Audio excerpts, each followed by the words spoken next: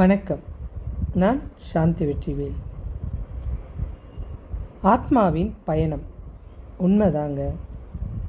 ஆத்மா இங்கேருந்து போனதுமே இறைவன் அதுக்கு அடுத்த பிறப்பை கொடுக்கறதுக்குன்னு நினைக்கிறாரு. அப்போ அந்த ஆத்மா இறைவன்கிட்ட மன்றாடி அழுவுது. இறைவா, இந்த ஜென்மத்தில் நான் பட்ட கஷ்டம் துன்பம் யாருக்குமே வரக்கூடாது. திரும்பவும் பூமியில் போய் பிறந்து அதே துன்பத்தை அடையிறதுக்கு எனக்கு விருப்பம் இல்லை. நான் ஏதோ ஓரமாக உன்னுடைய காலடி நிழல்லையே உட்காந்துக்கிறேன் அப்படின்னு இறைவனும் அதுக்கு புரிய வைக்கிறாரு.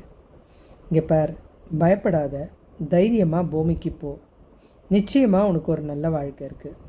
இல்லை இல்லை, நீ இப்படி தான் சொல்லி என்னை ஏமாற்றி பூமியில் துன்பப்பட வைக்கிற நானா அப்படின்னு கேட்குறாரு.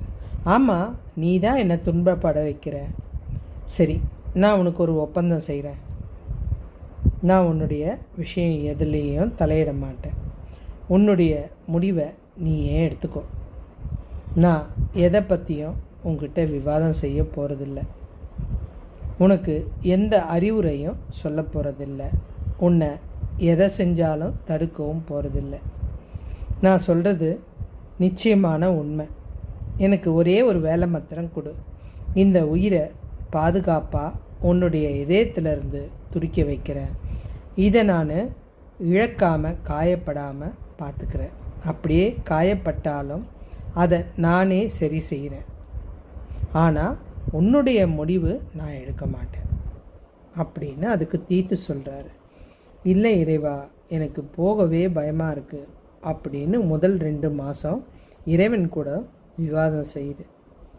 இறைவனும், நீ ஏன் யோசிச்சு பாரு, உன்னோட முடிவை நீ தான் எடுக்க போகிற. அதனால தான் எனக்கு கொஞ்சம் தைரியம் வருது. நீ வரமாட்ட இல்லை, நிச்சயமாக நான் உனக்கு எந்த தடங்களும் செய்ய மாட்டேன் அப்படின்னு இறைவன் வாக்கு கொடுத்தவனே, சரி, என்னோட முடிவு நிச்சயம் உன்னோட முடிவை விட சிறப்பாக தான் இருக்கும், நான் போக ஒத்துக்கிறேன் அப்படின்னு சொன்னதுமே இறைவன் கேட்குறாரு, சரி, லாக் பண்ணிடலாமா, உன்னுடைய பதில் சரிதானே அப்படின்றாரு.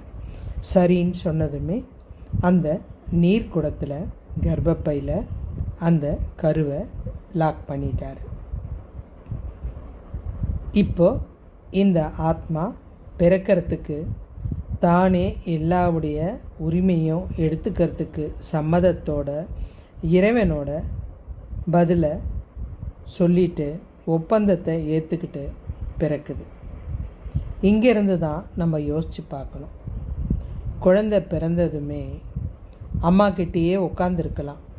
ஆனால் அதுக்கப்புறம் அது கீழே உருள நினைக்குது, முட்டி போட நினைக்குது. அதுக்கப்புறம் எழுந்து மெதுவாக செவரை பிடிச்சி நடக்க அதுதான் விருப்பப்படுது. விழுந்தாலும் இறைவன் அதை காப்பாற்றி விடுறாரு.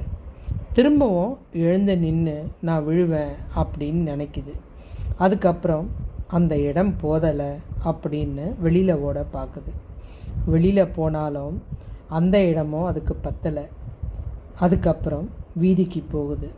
வீதியும் அதுக்கு பத்தலை. ஒவ்வொரு இடத்த பார்க்குற இடம்லாம் இது எந்துன்ற உரிமையை மனசில் நினைக்குது.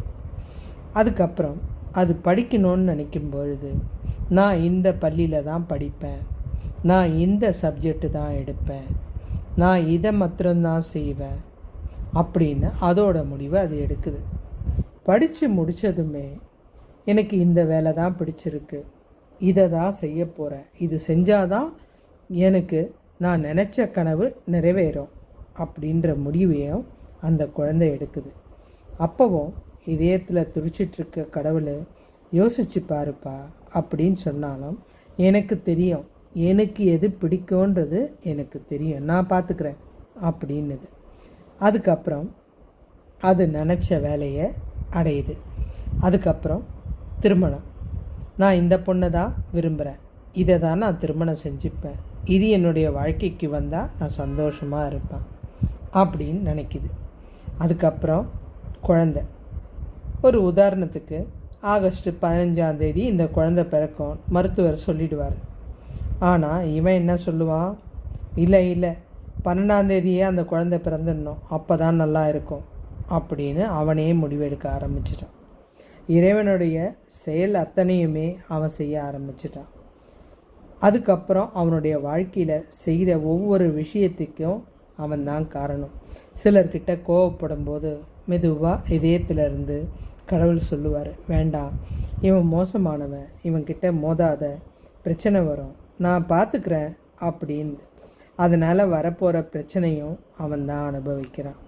இல்லை, இந்த வார்த்தையை விடாத, இவங்களை ஏமாத்தாத, இந்த வேலையை செய்யாத, எதை சொன்னாலும் விதண்டாவாதமாக நான் பார்த்துக்கிறேன், நான் செய்கிறேன் இப்படின்னு எல்லாமே அவனே யோசித்து செஞ்சுட்டு கடைசியாக மொத்த பழியை எடுத்து கடவுள் மேலே போட்டு, என் வாழ்க்கையை எதுக்கு ஆண்டவா இவ்வளோ மோசமாக கொடுத்துருக்க அப்படின்னு ஒரு கேள்வியும் கேட்குறான்.